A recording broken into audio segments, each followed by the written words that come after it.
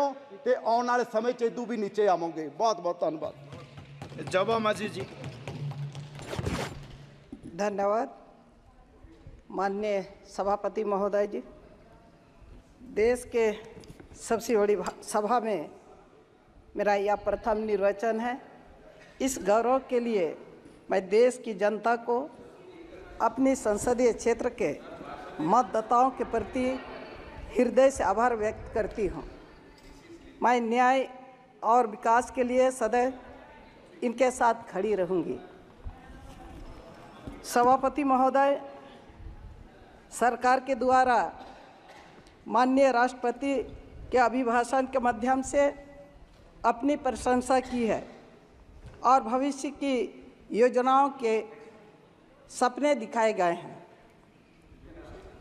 सभापति महोदय, अभिभाषण में स्थिर और स्पष्ट बहुमत की सरकार की वर्तमान सरकार की चर्चा की गई है। तकनीकी तौर पर सदन में सरकार को बहुमत तो प्राप्त है, परंतु जनता की नाराजगी स्पष्ट रूप से व्यक्त हुई है। आपके माध्यम से मेरा आग्रह होगा कि सरकार देश के मतदाताओं की भाषा को समझ ले, उनके अनुसार नीतियों अपने व्यवहार में परिवर्तन लाए, देश की बात करें, न्याय की बात करें। 18वीं लोकसभा के चुनावों की भाषा स्पष्ट है। स्थिर और स्पष्ट बहुमत की सरकार ये नहीं है। दुनिया की सबसे बड़ी, सबसे तेज़ी से बढ़ने वाली अर्थव्यवस्था की बातें अभिभाषण में की गई है। 2014 में 11वां स्थान से 2024 में 5वें स्थान पर आ चुकी है। लक्ष्य तीसरी स्थान पर लाने का है। मैं झारखंड के कोल्हान क्षेत्र का प्रतिनिधित्व करती हूँ, जो जनजातीय बहुल क्षेत्र है। इन आंकड़ों का मुझे पता नहीं, परंतु अपने क्षेत्र में आय के साधन, गरीबी, बेरोजगारी, बीमारी को देखकर यही लगता है कि अर्थव्यवस्था का समता मूल्य न्यायपूर्ण बंटवारे पर अभी हमें और बहुत कुछ करने की आवश्यकता है। महोदय, सरकार ने बीते 10 वर्षों में 4 करोड़ पीएम आवास का वितरण किया है। महोदय, मैं आपके माध्यम से सरकार का ध्यान आकृष्ट करना चाहती हूँ।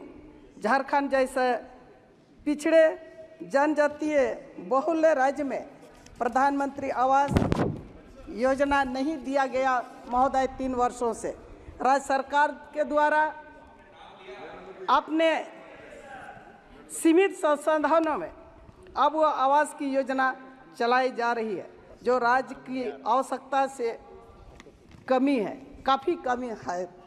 महोदय, सरकार के द्वारा मुफ्त राशन गैस सिलेंडर योजना के दावा अभिभाषण में किए गए हैं। मैं पुनः आपके माध्यम से सरकार का ध्यान आकृष्ट करना चाहती हूँ कि देश के बहुत बड़े क्षेत्र में, सुदूर क्षेत्रों में, जनजातीय क्षेत्रों में इस योजना का लाभ बहनों को नहीं मिला है महोदय। इसके लिए सरकार को और प्रयास करने होंगे। अध्यक्ष महोदय, सभापति महोदय, श्रम शक्ति के नाम पर मेरे राज्य झारखंड के श्रमिकों का पलायन, शोषण अनवरत जारी है।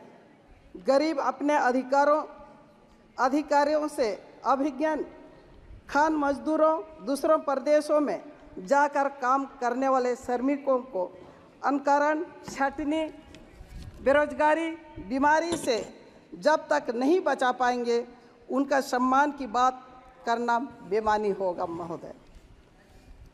इसी तरह से युवाओं के लिए भविष्य के साथ सरकार की विसन्नता खतरे में है।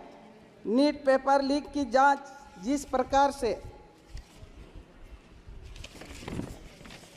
की जा रही है, जुआ को भरोसा सरकार से लगातार उठता जा रहा है।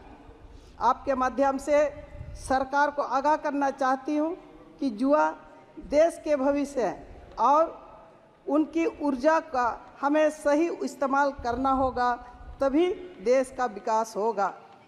महोदय, मैं ज़्यादा ना कहते हुए कि झारखंड एक ऐसा प्रदेश है जहाँ पर खनिज संपदा 42% से ज़्यादा है महोदय, और उस राज्य से